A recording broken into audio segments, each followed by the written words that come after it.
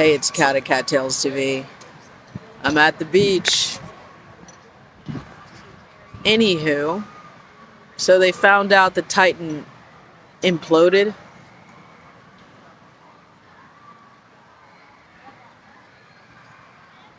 But that was one risk that was so unnecessary. I mean, what do they call it? An experimental craft going that deep in the ocean without a backup plan, without a buddy system is insane. Even swimming in the ocean without somebody close to you is insane. Surfing without a buddy, walking home if you're living in America is pretty dangerous. But yeah, I thought it was highly offensive that people like salivating on those people's death. I wouldn't wish that on my worst enemy. My whole thing is just, I didn't think it was smart to do that. Once I found out about it, it was insane. But, you know, of course, money's being made. Everyone's watching the Titanic, and Celine Dion's song, I Will Go On, is hitting the charts again.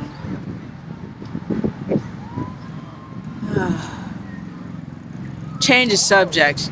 Michael Cohen is being sued by Donald Trump in Florida. I don't know what that is. Yeah. It's like Trump's just doing lawsuits for the fuck of it.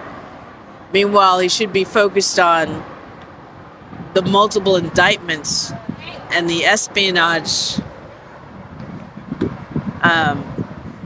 case that Jack Smith's special counsel has turned in all the evidence and is waiting for Trump's lawyers to respond. I'll tell you an inside story. You know, I used to work in Beverly Hills a lot. Everybody knew me. And I covered some really big AAA list stars. One of them, who I won't name, was good friends with Trump. And there were a lot of people who owned businesses in Beverly Hills that I knew that had Latinos working in their kitchens, but voted for Trump. And I felt like Trump in the White House was going to be the literal destruction of democracy. No joke. So there came a time when, well, there was a couple of people like Schwarzenegger who, before Trump was president, I was hoping he would actually go on camera and say that Trump was a danger to democracy. And at the time he didn't. And I was thinking, this is the dude whose father was a Nazi in Austria. And this was the time for him to speak up, and he didn't. Everybody wanted to be with the cool kids. So now, you know, Schwarzenegger has talked about Nazism, but it's a little bit late because the damage has been done, and it's still being done right now. So anyway, let me get back to this other person who I won't name. He was a friend of Trump.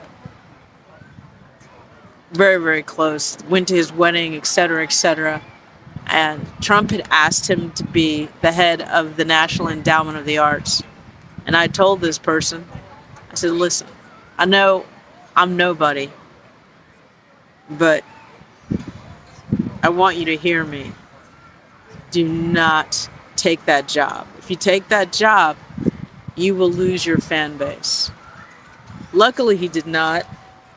Not that the point is, sometimes I put up with people and their beliefs I don't agree with. And I try to do the best I can. I'm not perfect, obviously. But let me get back to another subject. Let's talk about Tory Lanez case. So Tory Lanez had a song out on Spotify. Kylie Jenner danced on it in her SUV, which is sort of a dig at Megan Thee Stallion, but also is very weird because Kylie did not testify. So her dancing to Tory's music after the fact that he was found guilty by a gaslit jury, and then all of his motions were denied for a new trial. Kylie Jenner doing her little dance and being provocative is way late and very manipulative. I don't like these people. They're very selfish and they're very weird and they do petty things. But if she wanted to help Tory, she should have testified. Duh. Meanwhile, Jay-Z, Beyonce, Rihanna, A$AP Rocky, and Megan Thee Stallion were in Paris for Pharrell's, I believe, was it Louis Vuitton fashion show. And, you know, Megan's trying to get publicity to take away from majority of people who know the facts of the case, realizing that she lied. But it's not, it was a cold interaction between Jay-Z when he was standing next to Beyonce and Megan, because she didn't hug Jay-Z in front of Beyonce, which is smart. Because I think when people saw Megan vibing next to Jay-Z during Beyonce's concert, they were not pleased.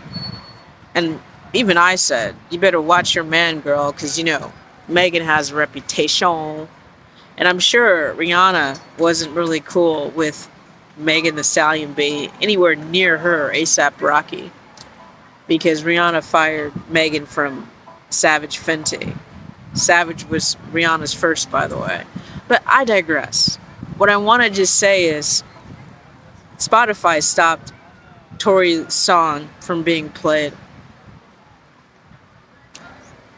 And I feel like these people who want Tory in prison and off the radar are doing everything in their power to break him. It reminds me of Tupac, who was accused of rape, I believe, a long time ago. And he was in jail or prison. And he miraculously got out once he signed a contract with, I believe it was Suge Knight and Death Row Records. So these are the interesting things going on. And I just want to let you guys know something. During the Tory Lanez case, I had to deal with people who believe in Tory's innocence, but they were pro-Trump. And I did everything in my power to stay the course and focus on Tory's innocence and proving the facts of the case.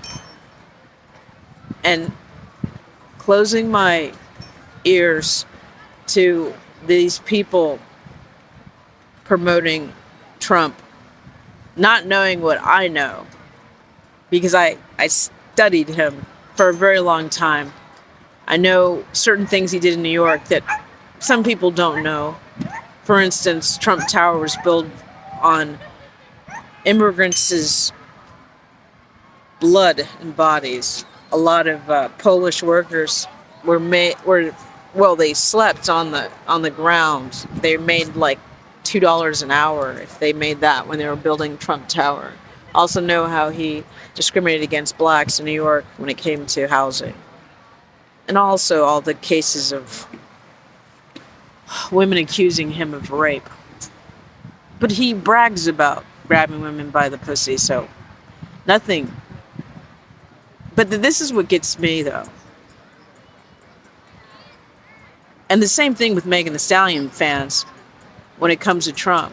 When you ask them a specific question like, why did she lie about Tory, or in reference to Trump about the espionage and keeping those classified documents, they don't answer a direct question. They change the subject. They bring up Hillary. And it's just like, we're talking about espionage. We're talking about national security. We're talking about nuclear codes. We're talking about selling it to the highest bidder. And they don't get it. And I don't have the energy to argue with these people. Over, I don't know how long it's been. Before that Trump was president, I had discussions with people.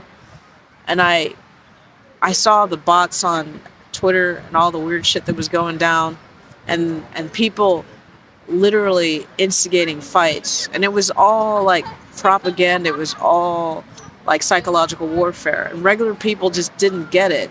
But people that know about history and know about psychology, they were seeing it and they understood it. But all I'm trying to say is, I don't have time for this shit. I don't have time to be arguing with people. And I'm not going to let people argue on my timeline about stupid shit. You get a couple of tweets and you get to prove your point. But if it's just back and forth ad nauseum, it's bullshit.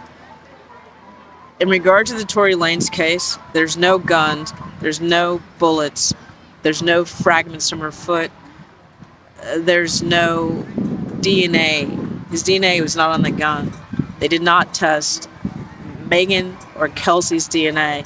And because they lost the evidence, how the fuck can Tory have a fair trial and clear his name?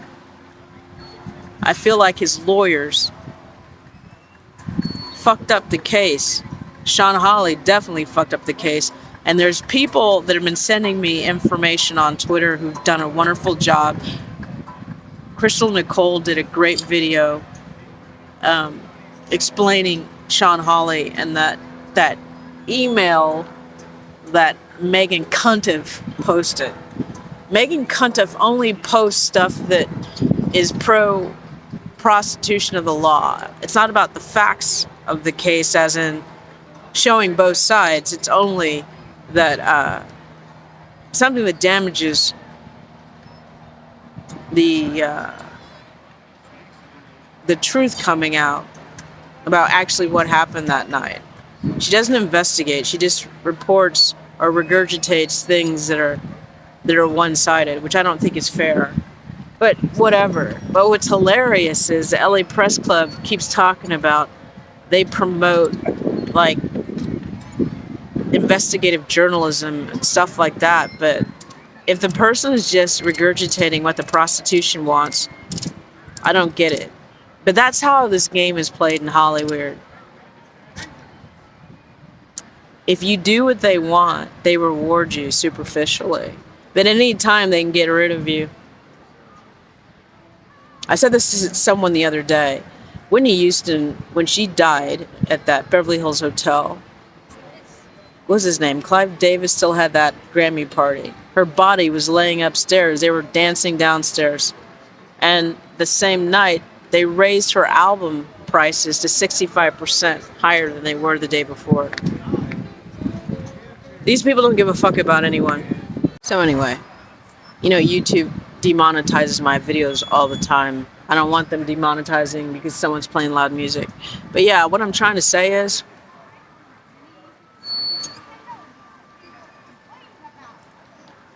I put up with a lot of shit trying to investigate this case. Holding my tongue, but also telling people, hey, look, Trump is there's something I don't want to even talk about when we're dealing with Tory. Because we're in agreement about Tory, but the Trump thing, we are not. But yeah, these are strange times. I guess everybody's life has strange times. It all depends on what you do with it. But I realized yesterday actually, when you don't have time to reflect and to contemplate, you really are losing out. It's sort of a meditation. When you're able to sit and be still and actually think and feel whatever you need to feel instead of being programmed by other people without their music, without their chatter, without their social media. It's really interesting because you start realizing how we're all brainwashed. And this case reminds me of, what are these people selling? When you listen to someone like Megan Thee Stallion's music, what is she promoting? Is she promoting love, black love, respecting yourself, respecting someone else, respecting friendship, anything positive? Does she ever, I don't think she ever talks about love. All she talks about is she's the best at sex and, nobody leaves her and blah, blah, blah. To me, it's garbage. I have to admit, I did listen to Savage a long time ago. Never again. But because I like the beat, but when you listen to the words, it's garbage. Absolute garbage. And it comes from a garbage mentality. A person used to help destroy the culture. She's not the only one, but she's just so obvious. All these videos that I found of her twerking and being sexual, even with Kelsey, where it looks like they're lovers or something happened between those two, because their relationship makes no sense to me. If Kelsey shot Megan, why is she constantly asking her to call her? If Megan pulled the gun, or is Kelsey and Megan just in cahoots playing like they're enemies when they're really not? But Megan did put Kelsey on fucking Tory at the Rock Nation brunch. I'm sorry I'm going all over the place, but my brain is this case bugs the fuck out of me. Because it sets a precedent that if they get away with this, with no evidence, no hard evidence, an accuser who constantly lies and changes their story, they can do that to anyone when they know it. So anyway, this is Cat Tales TV. Go to the beach or go to nature and have some fun. I'll talk to you later. Bye.